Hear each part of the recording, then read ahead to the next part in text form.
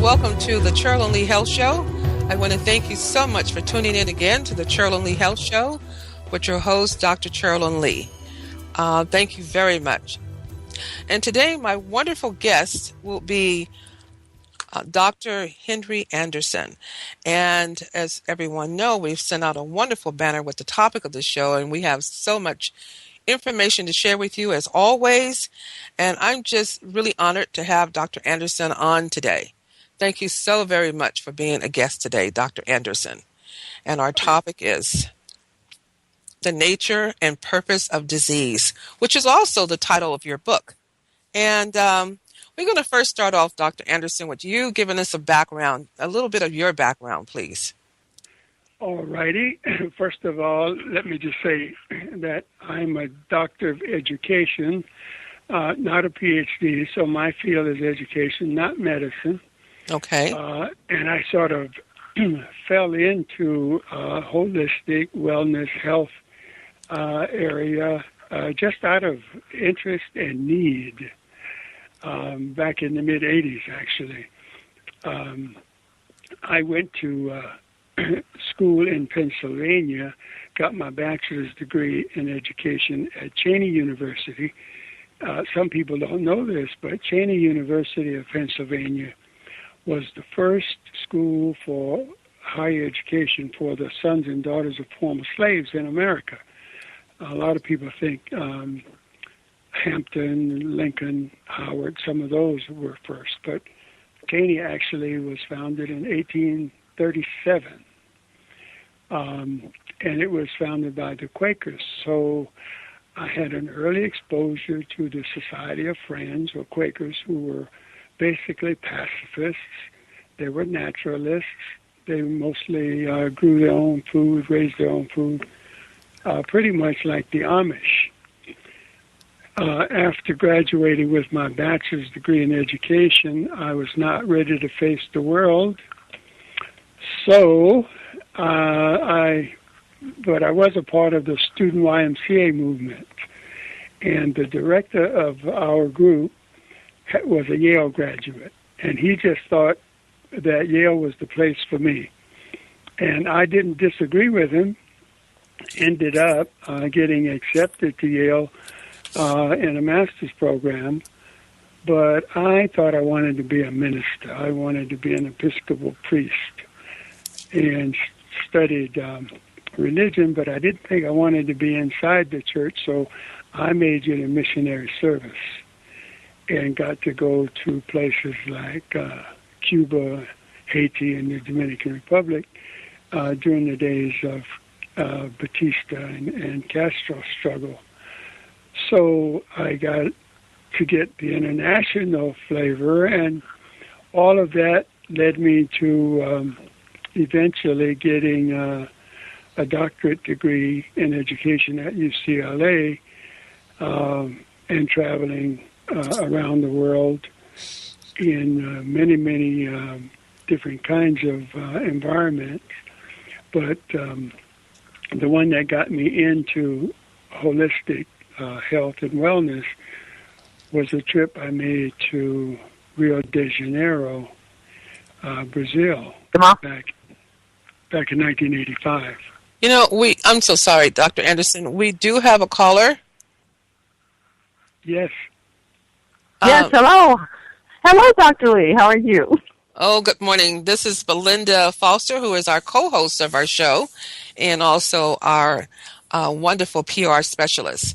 And we're on right now having our wonderful conversation with Dr. Anderson, who is kind of giving us a little bit of his background and education, because he is an educator. So he's up to speed now, we're going to fast forward to how he started into integrative medicine. I'm so sorry, or holistic medicine. Dr. Anderson, please continue. It was 1985 or 86. And a young man I had from Houston, Texas, whom I had met on a trip to Rio de Janeiro, came to Los Angeles on my invitation, and I had not seen him in about 3 years. and he was. I was just surprised to see the change in his complexion, how radiant he looked, how energetic he was, and so forth. And I wanted to know what he had been doing, because when I met him 3 years earlier, he was sniffing something out of a little brown bottle and had, funny kind of ways and habits, and his complexion was not all that great. Nor was his health, as far as I was concerned. But he was just truly transformed, and I wanted to know what had happened. And he told me that he had become a natural hygienist. I thought I knew what that was. Come to find out, I didn't have a clue. But I hung out with him for a couple of weeks because he came in a van conversion.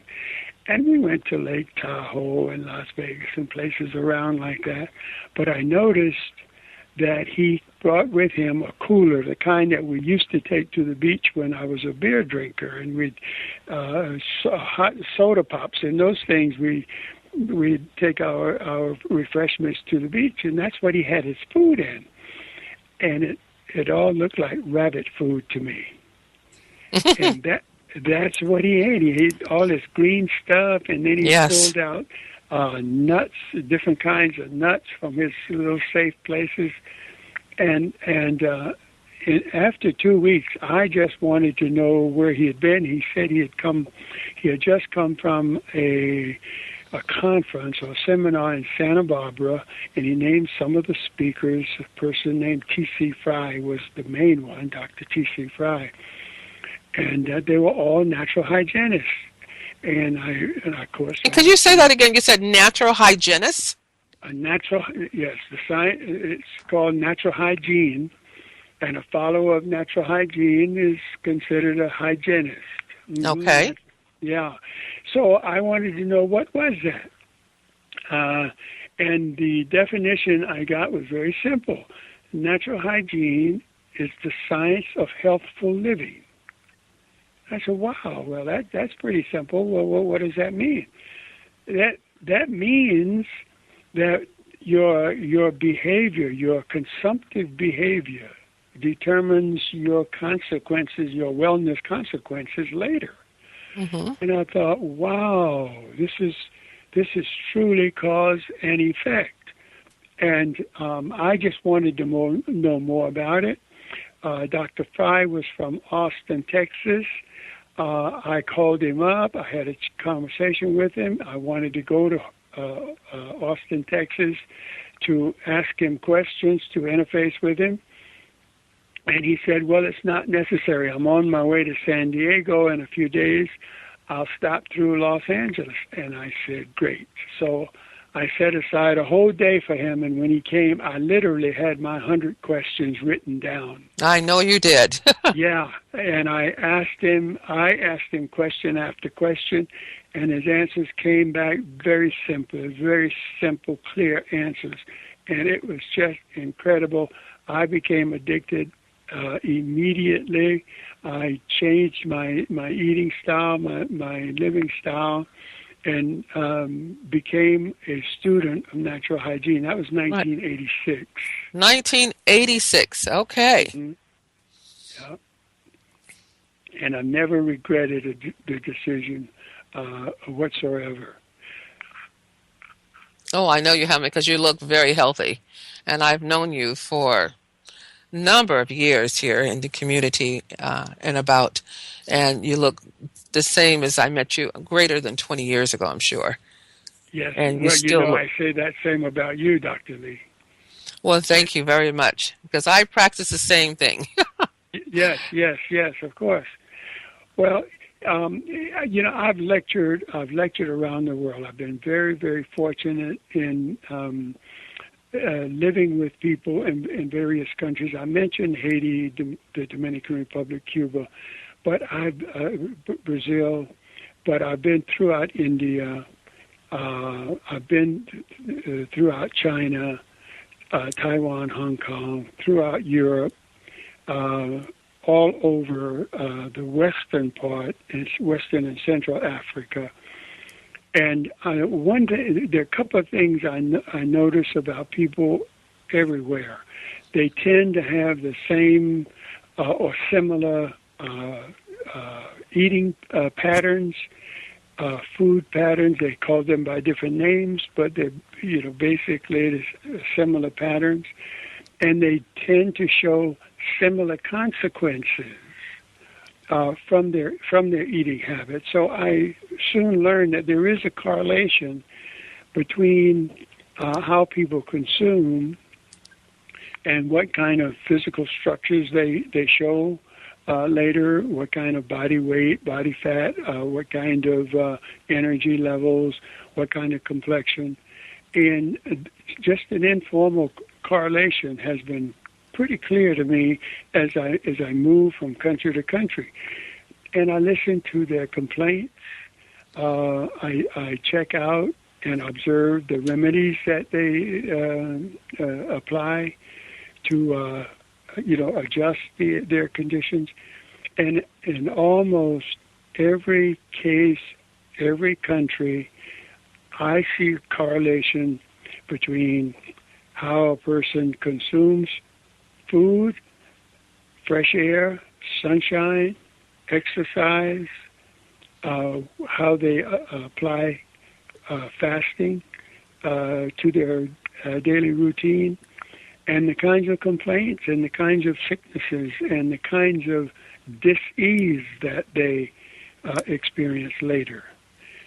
And it's very interesting, the word dis-ease, because we think of it as being an entity, that one catches a cold or one comes down with diabetes or whatever other name, heart disease, one comes down. Whatever their disease label are, it's amazing. There's so many labels out here now with all these new conditions. Yeah. Dr. Herbert Sheldon, who is the major research scientist proponent of natural hygiene, said that dis-ease is given its name based on its location and its intensity. Yes. Yeah, if the dis-ease is in the heart, and then of course it's heart disease, kidney disease, and so on. But what the dis-ease is, and this is, Dr. Lee, you asked me the other day we commented a little bit about the purpose of disease. Yes. And the title in my book, The Nature and Purpose of Disease, is very specific, and that is the purpose of disease. It's a warning signal. It's like the steam that you might come from your automobile to let you know that you're low on water, that you need more water in your engine. And the warning signal is to let you know that remediation is needed, and if we get timely remediation, we'll have a cessation of cause or drastic effect. We won't get to the ultimate place where where it's critical. But if we ignore the signal, the symptom, if we ignore the steam, we'll eventually get a blown engine. Right. And then what do we do for those wonderful silent, no symptoms? And it's so sad because so many things can happen, and you have no symptoms at all. Dr. Fry says that we're not created to be in a disease posture. No, we're not. That the God created us to be healthy, productive, active human beings, and it's only our behaviors that are detrimental. So if we're doing something that is detrimental and we're unaware of it, of course, then we don't have any pre-warning. I mean, because we just don't know. And that's unfortunate. But if we use common sense, I always say that what we do and what we believe and what we think should meet the common sense test.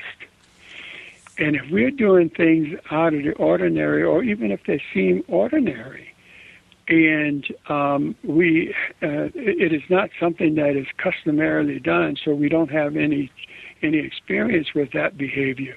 We don't have any track record. We don't know.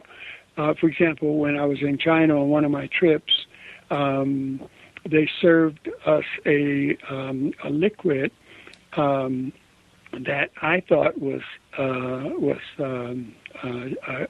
form of tea, but instead it was a sake, so it had a little kick to it, and yeah, and even though it had sort of a tea taste, since I had no experience with that particular taste, I couldn't tell. But in short order, I was able to determine that was not something I wanted, to continue to sip on. Well, let's just assume that I thought it was tea, that in my experience, that was the connection that I could make with it, and I would have drunk too much of that. But then I would have, of course, experienced the effects that too much would give one. And I wouldn't have had any way of protecting myself against that behavior because I misinterpreted it in the first place. And I didn't have a frame of reference for protecting myself. So when we don't know, Dr. Lee, to make the answer short here and end that part, when we don't know, we just don't know. And we can't be protected by common sense in the area of the unknown. Yes. But most of our behaviors are known. Most of our food, intake, our beverage intake is known. We should know, for example, that one can of Coke or Pepsi or Dr. Pepper contains the equivalent sugar of 7 or 8 Snickers bars. Say that again, please.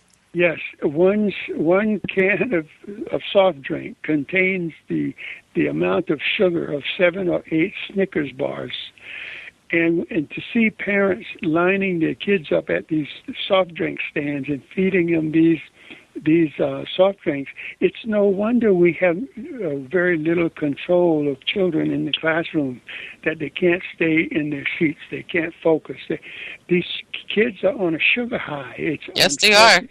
Yes, it's very unfortunate, but how do we teach parents? How do we help parents understand that kids cannot survive? Sugar kills more people than cocaine in our society. Mm-hmm. I've heard that, yes. It's very, very deadly. But this is absolutely fascinating when you think about it, because when you look at the advertising that we're surrounded by, example, in television or billboards as we're driving down the street or taking a walk or jogging in the park, we are surrounded by advertising that gears toward products that are primarily sweets. Yeah. And it's very difficult at times, when you see like a delicious cupcake on a billboard, to not think, oh, wow, I want a cupcake, right? But ultimately, there are the consequences from the overindulgence or the basically repetition of eating sugar-driven products that affect our health. Would you say? Yeah, especially if you're in the theater. I think it's so amazing in the theater. You're waiting for the movie, if you go to movies, and they're going to show you all the things at the snack bar. Yes, and you have your kids there, and they're like, well, Mommy, I want that, but normally they want it before the movie starts. But they definitely do a lot on advertisements, and that's why some of those golden arches and people are making so much money now. Well, health is not one of their objectives. Their activities are commercial, and they want to make money. Yes. I had an incident in Denver. I was invited by a National Association of Nurses to be the guest speaker to lead kind of a weekend workshop. I'd done one of these early in Long Island, and it was some of the members of that organization were also a member of this nurses organization. Anyway, to make this story a little shorter, I wanted to test one of my theories out on fellow professionals. So I took the leap and I went to the extreme. And what I said to this group of women, now mind you, there were 2,600 years of professional nursing experience in that room, represented by these professional women. Nurses. Yes. And my opening statement was this: in the history of the human race, no one has ever caught a common cold or any kind of cold. And then I stopped. And there was silence in the room. I'm sure there was. I know there was silence. Not one, and I waited. I waited for the protester to start, protestations to start. And it did not. And one of the reasons it did not was I forgot that just before I made that statement, we had been talking about cause and effect, and I had said as a part of that little discussion that what happens when the body shows symptoms of dis-ease is that it is saying my systems are backing up. I'm not eliminating as I want to. Things are not moving. I'm not processing stuff as I need to, and if I'm not able to resume my normal ability to process, then you're going to see other effects. And if I don't make a correction, this is the body talking. If I don't make a correction, I'm going to have to cancel your schedule tomorrow, and maybe even the day after, so I can get back on track. So I'd already said that, and they immediately saw the connection, because if when you see the symptom, you begin to sniff.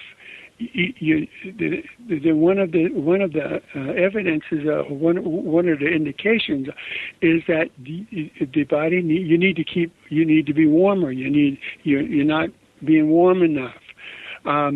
You've been staying up too long and too late. You've been eating too much stuff. That's not good for you. And that the body is not able to eliminate, and that stuff is backing up. So all of these interferences is what you're beginning to see as these symptoms, and they will ground you. They will cancel your schedule, and the body will take control and correct itself if you don't do it. Yes, it will. And we had a great discussion after that, and afterwards these women came up and they not only agreed, even though it was hard, they realized that in their training and in their upbringing, in their thinking, they failed to make the cause and effect connection. Because we're so used to being able to blame our ills on the neighbor's baby who sneezed and coughed on us. Yes, and I hear that a lot, an awful lot. And we think the little invisible beasties are causing us to be ill at ease or to be ill. And that's not what happens. It's sleight of hand. When a group of people come down with the same symptoms or the same dis-ease or the same complaint, we can go back and find that these people have something in common. Maybe it's the drinking water.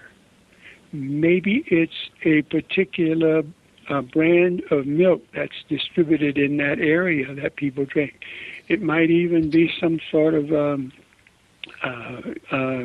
commercial drink that people in that particular area got. Or it may be airborne. But anytime people show the same symptoms, they have been exposed to the same or similar causation. Yes, and a lot of it now is airborne, and we have so much involving the air quality itself, and so that's why we have environmental medicine now, because there's so much happening within our environment, And we know Right. what this late dust storms that they've had. I don't know in your part of the world what's going on, but I know here in California we've had some pretty bad dust storms, and most people now have these coughs because of what's flying in the air, or how Absolutely. the air itself is so contaminated. Absolutely. And I don't want to get too far into this, Dr. Lee and associates, but there is such a thing as airborne and/or slash military biochemical weaponry. Oh yes, Uh, yes. yeah, there are compounds that resemble any known disease that you can think of. If a person is complaining or comes down with what looks like a stroke, it could well have been caused by deliberate action, heart attack, seizure. Any of these things have their equivalent in little vials somewhere in some confidential, secret, top secret places.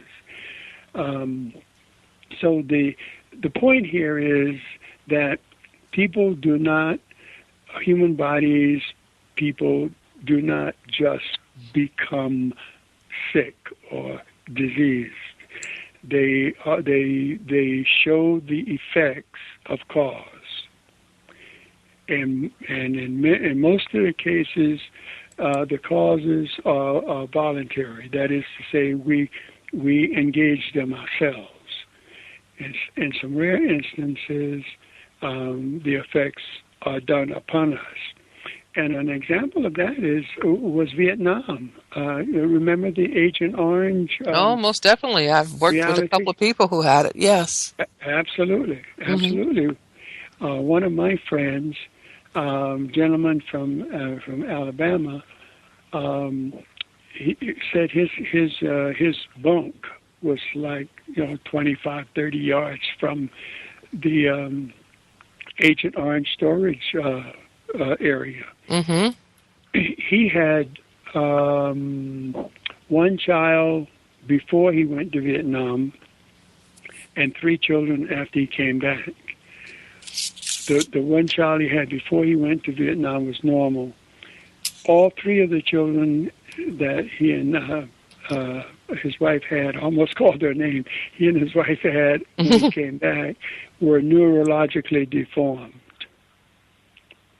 And it took about 15 years before the military acknowledged the effect of the Agent Orange on his biological structure, and they gave him some aid after that.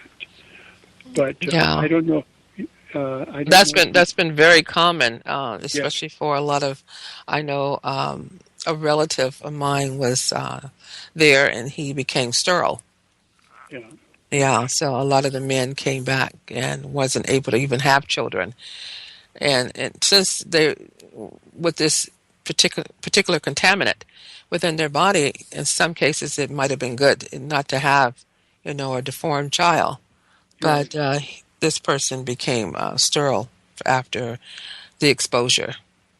And then with a whole list of symptoms and complaints afterward. They're Absolutely. doing much better now, but there's things that we can control and things we can't control. And we definitely control the things that we put in our mouth and try to go to bed, at a decent Hmm. hour because sleep is so important. Exercise. Yes. Even if you just start something very simple with walking, and if you start with a half a block for Yes. a week and then increase it by a block and just start moving your body, Move because when your you body. do that you help your lymphatic system and the body starts to heal better and you feel better mentally, so the body's going to release wonderful healing hormones just by exercising.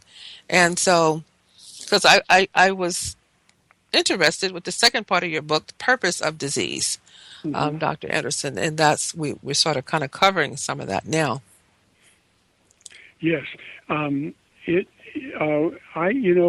Dr. Lee, to support what you're saying, I even tell people who are wheelchair bound, move whatever you can move in the chair.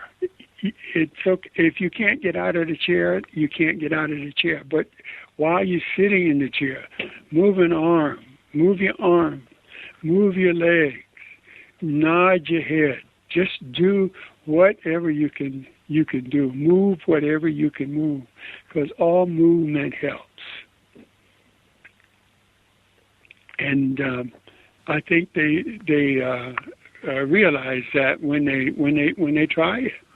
Oh, most definitely. They even have a program for seniors who are wheel-bound and people, the Arthritic, I think, Foundation also.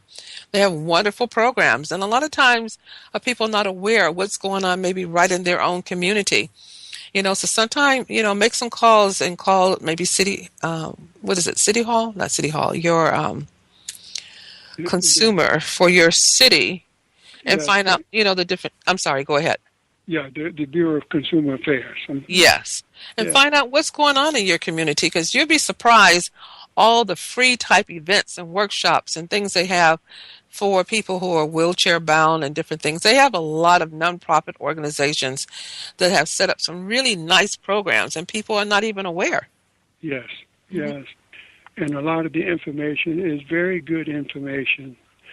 I don't know about you, but one of the things that tends to come up as I lecture around the world, after a while, people begin to say, okay, all right, I get the picture. I get the picture of the cause and effect. I can see that if I eat too many carrots, my skin is liable to turn orange.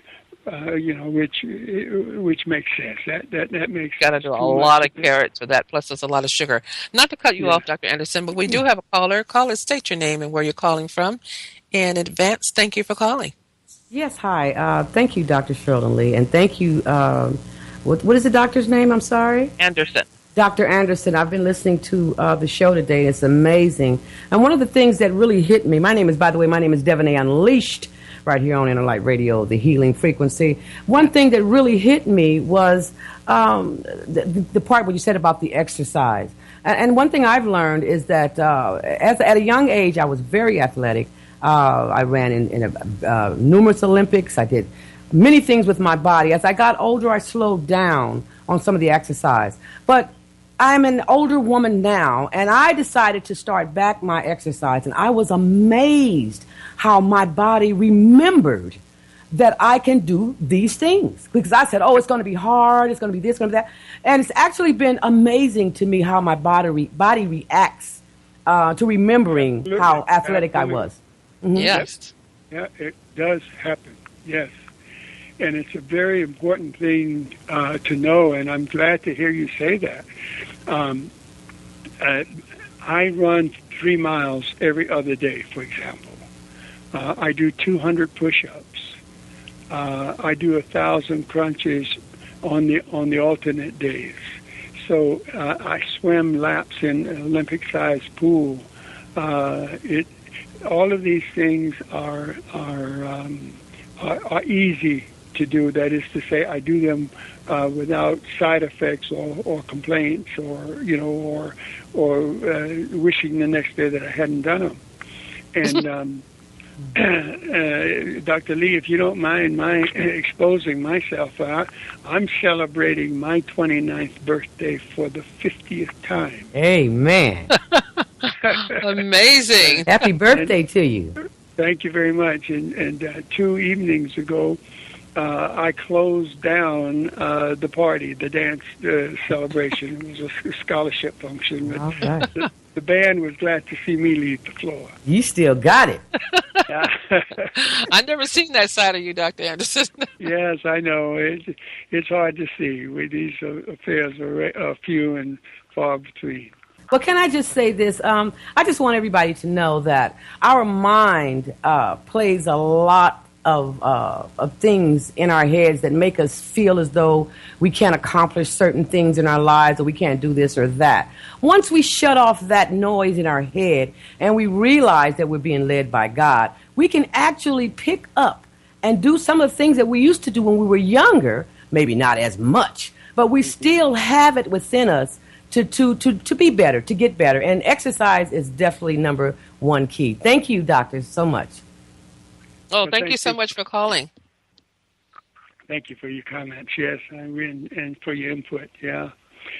One of the things, Dr. Lee, that I get asked, and I've gotten this question in various countries around the world, and that is, okay, now that I understand how I got to be this way, what can I do about it? In natural hygiene, we have a very simple two-part answer to the question of how we diffuse or how we reverse disease conditions of dis-ease within the body. And of course, the answer is relative to the stage that we're in. You know, how far off course we are. But assuming that we're within correctable range, the two-part answer is, one, we have to stop the poisoning. Yes. We have to stop the debilitating acts. And you know, with that one alone, a lot of people just would rather go away. I had a prospective client from Beverly Hills come to see me once, and she wanted to lose weight. And after a 5-minute interview, I recognized that if she's going to lose weight, she's going to have to cut back on her meat consumption. So that was the first thing I said to her. And she immediately objected to reducing her meat consumption. So I simply had to say to her, when you're serious about losing weight, let me know, and you call me up again and you come back. Because she had already decided she was not going to change her behavior. Right. You know, I had a patient that came in one time with a long list of his disease labels, a long list.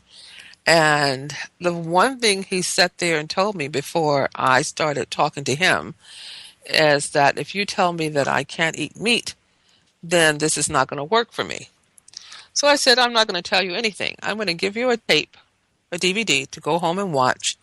And after watching this, if you feel that you want to continue doing what you're doing, it's fine. But you're the one faced with all these disease label names, from congestive heart failure to cancer to, a long list. And we want to get the body in, start helping it to heal. I said, so you take this DVD home and you watch it. And if you feel after watching it, you're ready to make a change in your life, then call and set up another appointment. If not, God bless you in your endeavors on your journey. Yes. And he watched the tape, and he did call me back in 2 weeks. He said, I'm ready. Great. Yeah. Great. Absolutely great. Absolutely great. Because sometimes people see things, and it's like, I didn't know that. Because I have the DVD in my clinic, and I put it on for people while they're having, because I do a lot of intravenous IV therapies, and they'll watch various tapes and different things while they're having their treatment. And they would say, oh my goodness, I didn't know this. And this is a lot of the medical profession. I have a lot of medical people that come here too. And they're telling me, well, why didn't someone tell me this? Well, I didn't know this. I didn't know that. And it's so sad that we can lack we can perish because of the lack of education. Having it presented to us. And I just want to say, if you're just not tuning in to the Cherilyn Lee Health Show with my co-host here, Belinda Foster, who is also my PR specialist, and you're listening to the Cherilyn Lee Health Show. And my guest today is Dr. Henry Anderson, and Dr. Anderson's book, the nature and purpose of disease. And it is truly an honor to have you here. If you need to contact us here at NutriMed, is 310-419-4300. Dr. Anderson, if you have a number, if people want to call you, and we can let them know too about your book, but I just wanted to kind of put that out in case someone had just tuned in to the Cherilyn Lee Health Show. Yes, 310-347-5205. That will get me around the world. Wonderful. Thank you. So proceed on. I'm so sorry. I just wanted to put that information in case someone just tuned in. Right. And what we've been discussing, my two-part remedy for persons who have concerns about the level of dis-ease they realize that they're dealing with. And we said that the first part is to stop the poisoning. And that doesn't mean reduce. It means stop. If you reduce, of course, that's helpful. But if you really want to resolve the existing condition, you've got to just stop adding to the level of poisoning. And the second part of the two-part remedy is like unto the first, and that is we have to reduce the level of retained poisoning. And that requires different kinds of strategies to reduce the level. But once we are no longer adding more poisoning, we have already begun, in a sense, to reduce the level, because it's like a pail that's catching water, leaking from the ceiling. There's only one time that pail is going to spill over, and that's when it gets full. And I think we'll all agree to that. So leaving the full pail there means that we're not catching any more water if we fix the leak, so we're not catching any more water. But the pail is full and we haven't gotten rid of any. So we have to wait for evaporation to take place for the level of the water to reduce a little bit. Well, we have to come up with evaporation strategies. That is to say, we have to come up with dis-ease reducing strategies in the body. Some of us take medications, some people take herbs, some go into more exercise routines, some do special diets. Natural hygiene's effective stratagem for reducing the level of toxicity in the body is what we call therapeutic fasting. Very good. There are all kinds of names for fasting: rice fast, green fast, carrot fast, bean. But in natural hygiene, therapeutic fasting is water-only fasting. Fasting, consuming only water, not water with lemon, not water with cayenne, not water with honey. Just plain water is the simplest. It's what Jesus did when he just went into the mount, just without food or water.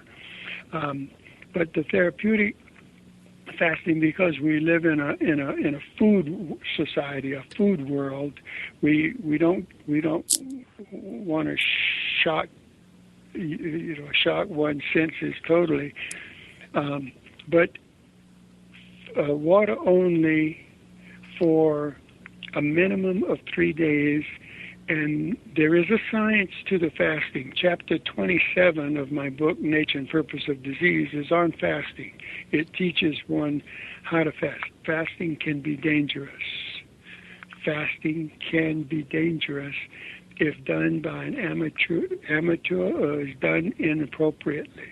So by all means, if you're going to try to self-treat, then try to do so with the consultation of health professionals who can guide you so you don't do something wrong. Okay. And what would you say the length of time would say if a person who is not taking any medications, um, don't have any disease such labels, um, what would be the length of time? And what would you see some of the contraindications would be in fasting? Some people are on medications. They're on special, special programs. Anybody on under treatment or under the supervision of a practitioner of any kind should always consult with that practitioner before bringing in any contrary behavior or procedure, because the two might conflict. When I suggest, fasting to a person, I'm talking to a person who has no side complications or connections with professional advisement or advisors. These are people who are normally quite healthy. They're concerned about moving to a higher level of health and wellness, and not people who are concerned about specifically diagnosed or in evidence conditions within themselves. People who are in control of their own well-being. These are the people ideally that I speak to when I'm talking about therapeutic fasting. Mm-hmm. For others who are trying to adjust their conditions, I advise them to keep their team involved in whatever their decision making is, because I wouldn't want them to do something that is counterproductive, and that would complicate their situations. But for the fast to be therapeutic, in other words, for the fast to give the body a chance to know that this person is serious. Yes. That these efforts are going to be reliable. It's going to take 3 days, a minimum of 3 days. After 3 days, the body knows that the body is like a human being. I mean, it's like a consciousness. It says, yes, this person is serious, so I will assist. Okay, 3 days. Yeah, the 3 day minimum, no food, and you will not die if you normally. and I say that because when I did my first fast years ago, Dr. Lee, I thought I was going to die. Yeah, I know. 3 I days skipped the whole food. meal one day, and that evening is like, oh, I've got to eat something because you said I'm just famished and I have to eat. But you can skip it, and I have a couple of times because I just got so busy. And the next day, I'm like, oh yeah, I feel pretty good here. So, but drinking the water is important too. Yeah, I went 24 days early on after I learned how to do first 3 days and then 5 and 7, 9. I did the odd number of days and kept stretching it. When I did 24 days, Dr. Lee, on the 18th day, I had the most humongous bowel movement that I took video camera, and I had my wife come as a witness, and we could measure 36 inches of continuous fecal matter. My. And that was the date that I crowned as my transition time from the old to the new. Yes. Yeah. Amazing. And, yes. And I have no complaints. I have no drugs that I take, no herbs. I have no pending appointments. I have no medical team. No, it's just I've been my own best example. Right. And that's what That's what people tell me. That's what I believe, and I try to be as consistent as I can. We do not live in a perfect world. I'm not 100% absolute vegetarian. I'm a fruitarian by choice, by psyche.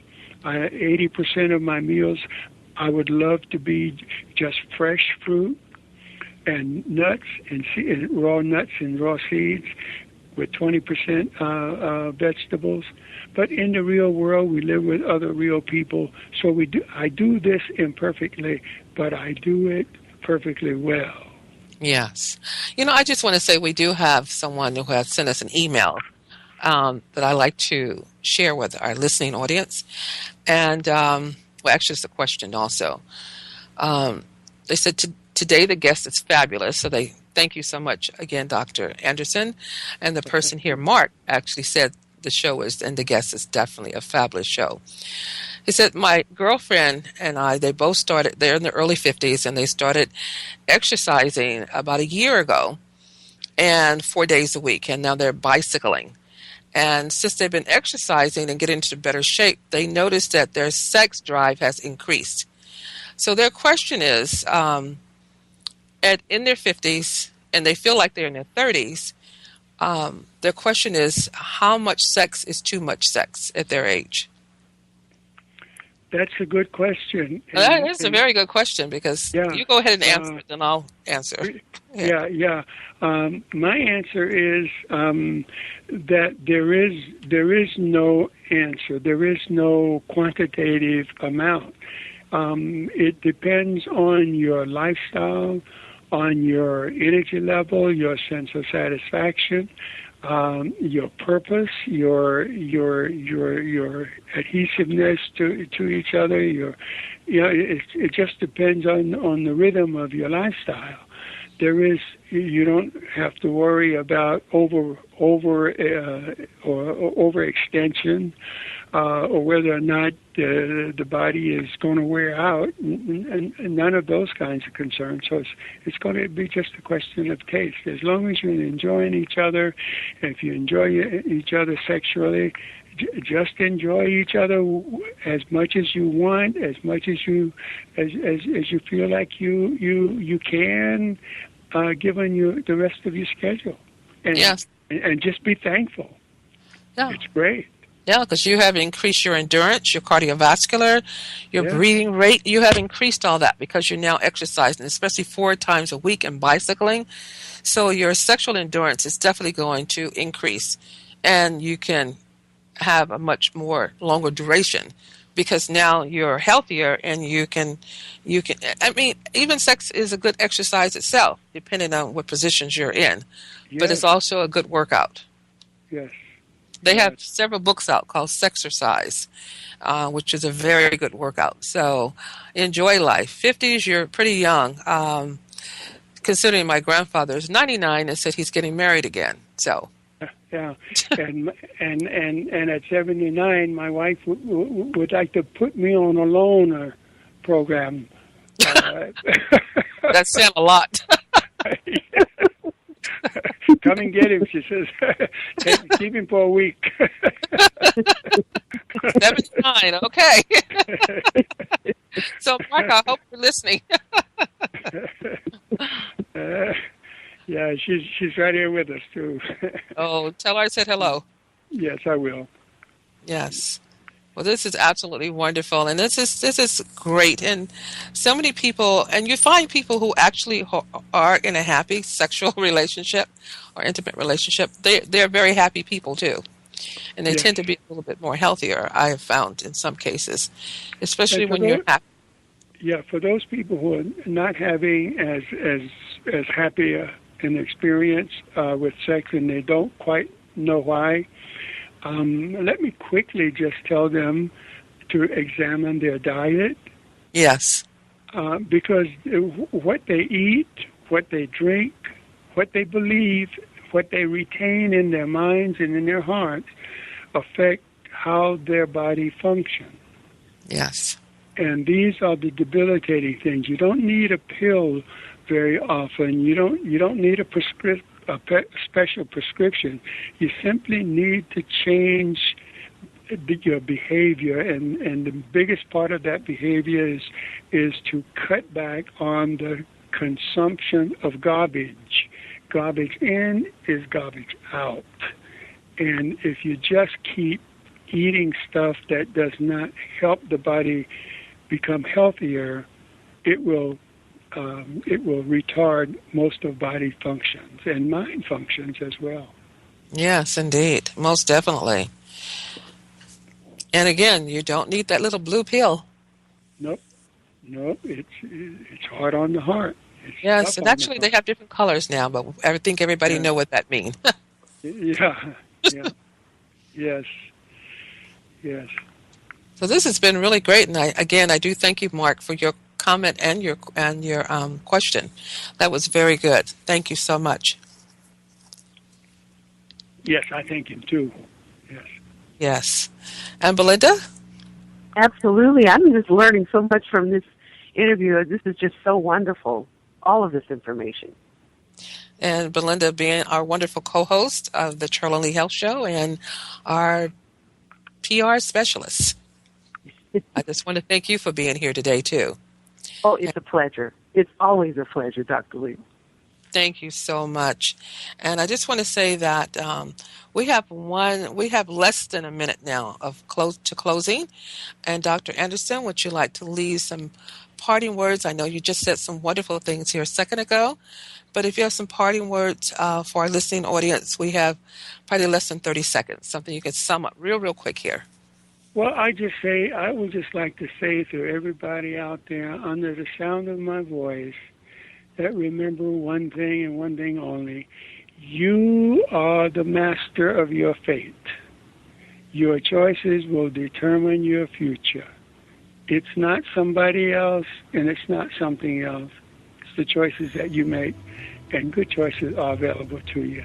Find them. Find the right choices. That was wonderfully put. That was wonderful. Thank you so much, Dr. Anderson. We'll have to bring you back on again. And thank you for having me, Dr. Thank you very much. And as I always say in parting, repeat after me. And I have a reason for this. And we've received so many emails, and I've asked when I first started the show for people to send me their miracles and things that are happening in their life. And we will be probably doing a show and just sharing some of those miracles one day. They've been absolutely phenomenal. But I start my day and just being grateful, because being grateful will definitely open up more doors for you. So repeat after me. I am so grateful. So grateful that I am a magnet for miracles. Have a wonderful and blessed week, and we will be with you next Wednesday, 11:30 to 12:30 Pacific Standard Time. So please be back with us next week on your Healing Frequency Inner Light Radio. Thank you.